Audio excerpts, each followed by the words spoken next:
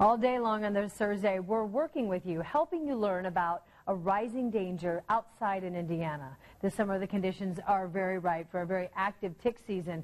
One bite can lead to Lyme disease. Yeah, this illness can be really tough to recognize and difficult to treat, too. Our Jenny Runovich shares Ella's story, a former nurse in Carmel who's now been living with Lyme for years.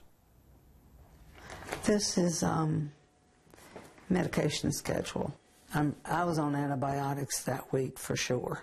Ella Jansen's life has become a series of color-coded spreadsheets. So this just gives us a track of what's causing more of a problem. A detailed map of symptoms and suffering that goes on for hundreds of pages. Try to get it to line up.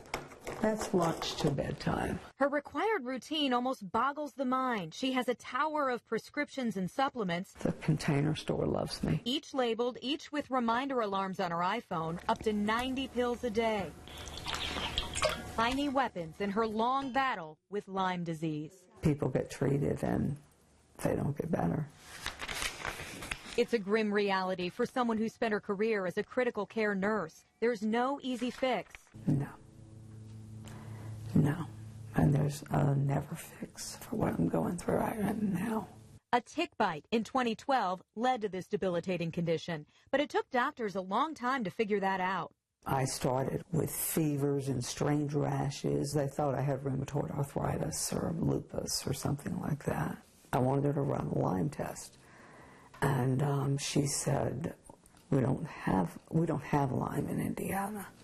You don't need a Lyme test. Lyme disease is in Indiana, and it's on the rise. Dr. Kimberly Lentz believes there are many more cases than numbers from the state health department indicate. I would say it's a gross underestimation. Dr. Lentz started this practice after her own husband's delayed diagnosis.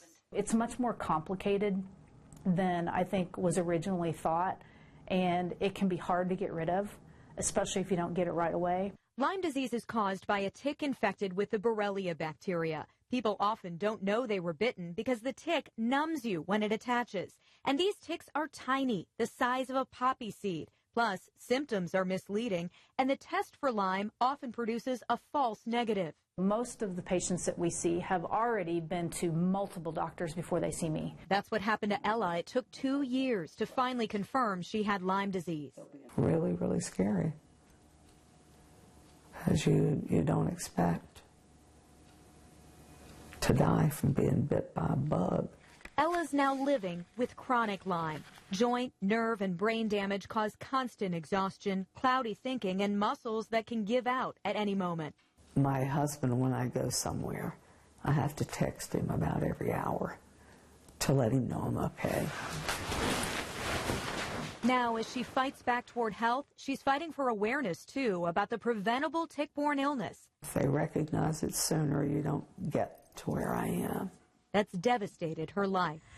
If you've been outdoors and you get a tick bite, one of the keys to recognizing Lyme disease is knowing what to look for. It's not always that stereotypical bullseye rash. Not everyone gets that. Ella didn't, and that's what made it so tough to diagnose. So how do you make sure you don't get a tick bite in the first place? Well, tonight at 11 and on WTHR.com, we have some simple, specific ways to protect you and your family so you can all enjoy your time outdoors.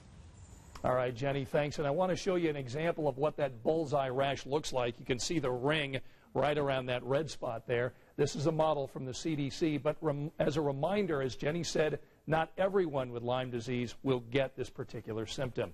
And if you'd like to read more about the symptoms and the treatment, go to WTHR.com/Lyme. There you'll also find a list of ways to prevent tick bites and also links to help you connect with other people who have Lyme disease.